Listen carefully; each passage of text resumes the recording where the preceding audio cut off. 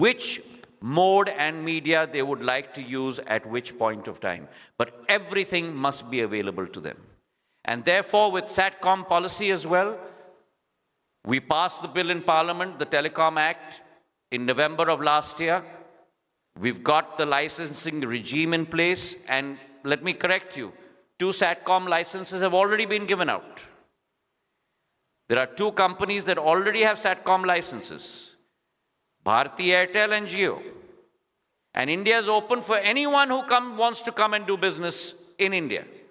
But you need to check all the boxes, fill up the pro forma, just like everyone else does, and the minute you do that, you've got your license.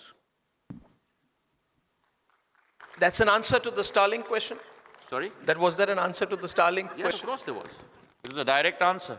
I'm not here to represent company A, company B, Arnab Goswami, or anyone else. I'm here to represent my stakeholders. Whoever wants to come and serve my stakeholders, follow the rules, go by the license, fill up the boxes, and you'll get the license tomorrow. And the reason I'm asking this question is because your answer represents exactly what we say about Limitless India.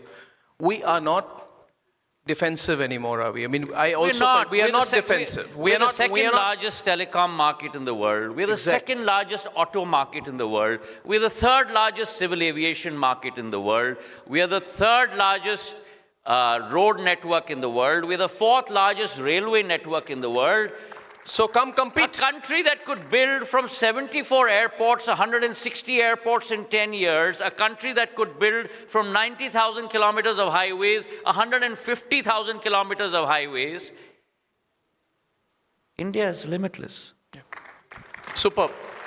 We love that. And that limitless India, the leaders of that limitless India are sitting in front of me. Yep. I firmly believe as an Indian, our growing up years, and I don't want to tell the people how old you are or how old I am, Arnab, because they'll rather get disenchanted with us.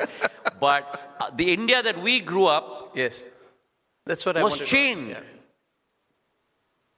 was limited. The India we live in today, anything is possible. I'm so envious. I'm so jealous of the kids sitting up there. I wish I was their generation. The next 25 years, from our Amrit Kal to our Shatabdi Kal, from today to 2047, I firmly believe is going to be India's quarter of a century. The fact that today you and I are talking about Viksit Bharat 2047, it's become a part of our lexicon, thanks to our Prime Minister. Atmanirbhar Bharat is part of our lexicon today.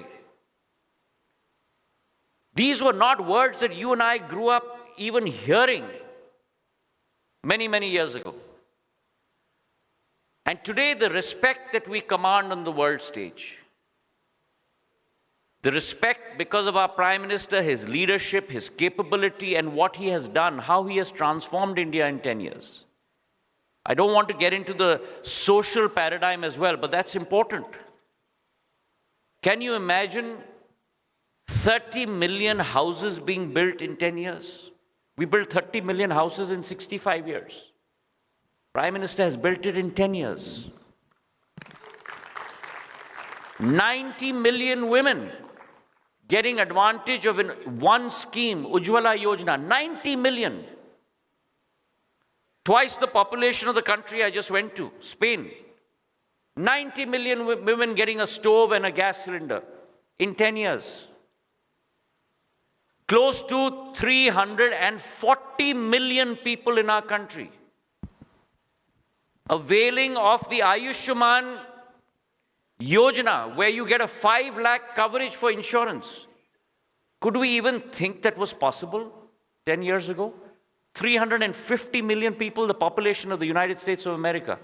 These numbers are astounding. They've never been done in the history of the world before. They're done now. Why? Because we have limitless India. Wow.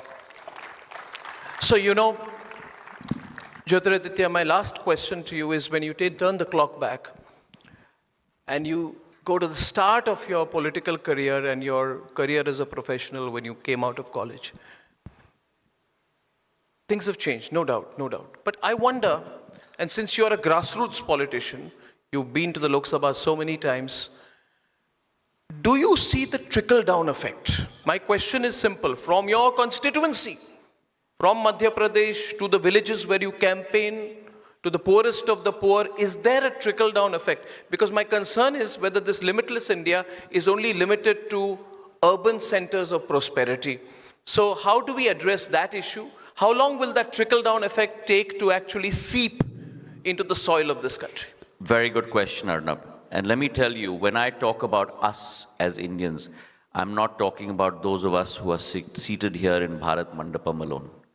I'm talking about every single Indian from Jammu Kashmir to Kanyakumari, from Bharuch in Gujarat, till where the sun blesses us on our soil, the first ray of the sun in Arunachal Pradesh. Every single Indian today, and I represent a rural constituency, every single Indian today wants to be an employer and not an employee. And that speaks of our entrepreneurial capability. And let me give you an example of that. I was in a district in Madhya Pradesh and I met with a bunch of SAGs, this is about a year ago, self-help groups, women self-help groups. And one of the ladies who I met, I spoke to her and I said, how did you start? And she said, you know,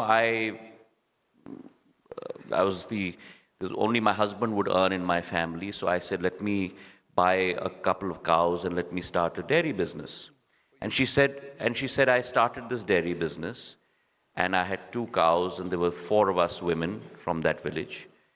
And today, which is 2.5 years later, she has grown that SAG from 4 women.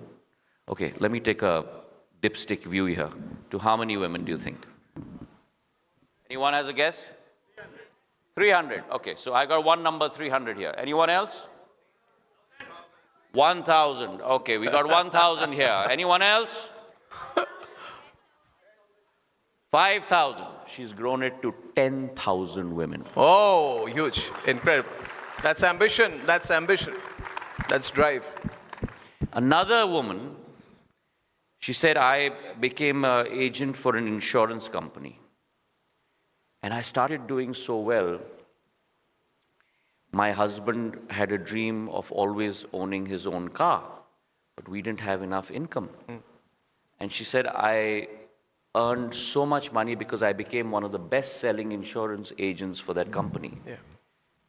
She said, after working like this for 2.5 years, I bought my husband his first car. That's amazing. It's a sense of pride. And that's where India is going. It's not Bengaluru, it's not Chennai, it's not Kolkata, it's not Bombay, it's not Delhi. It's across the length and breadth of our country. And having been an investment banker, Arnab, you look at the top 200 companies on the BSE Sensex, and you may think that they are headquartered in Mumbai and Delhi and Bengaluru and all of that. And then if you look at the top 500 companies in the BSE, they all, in terms of market cap, they all come from tier 2 cities. They all come from smaller towns. Small towns. They don't come from the top 5 metros. First generation. First generation. First generation. And every 10 years, and you and I have seen this, this never happened in, again, our growing years. Our lifetime. But today, every 10 years, when you go to an award ceremony, and the business leaders are getting awarded, every 10 years, you'll see a change. The guys who got awarded 10 years ago are no longer there. It's the new guys who are there. Yep. So I remember Andy Grove's, I was fortunate to be taught by Andy Grove, one of the founders of Intel at Stanford Business School. And he, in his last class, his class was always the 9 a.m. class. So we always had to be there 5 minutes early. In the last class like this, we were all sitting in the auditorium, and he said, I have nothing to say to you guys. I wish you guys all the best. I only left 4 words on and we have those desks, those whiteboards which go one above the other, so you can hide something behind it. As he said, I've left 4 words behind. After I leave this auditorium, just go and check out what it is. And for those of you It'll be useful for you in any walk of life that you choose to be in. And he walked out of the auditorium. So we scampered up and we said, let's check this out. What is he written? And we put down the board and there were 4 words there. And those 4 words were, only the paranoid survive. So be paranoid. Thank you. It's beautiful. Thank you, Jyotiraditya. And one last thing about him, people say, what kind of people should come into politics? And one very interesting facet about you I learned right now. He walked in, I said, which gate is Mr. Scindia coming from? This gate, that gate, we couldn't find you. And then eventually somebody said that, see, this man is strange. He's a union cabinet minister. He doesn't have a PSO. He doesn't have security. He doesn't have an escort car. He doesn't have 5 people around him. I said, what does he do? He said, just comes in his car, walks in, and he's signing files all the way. So I think, when people tell me that in the UK, you sometimes find a big minister in a subway, right? We're happy about that, right? He's one of us. So we're happy about that. You're a good man in politics. I wish you luck. And may you contribute everything to your potential for a limitless India, which you will.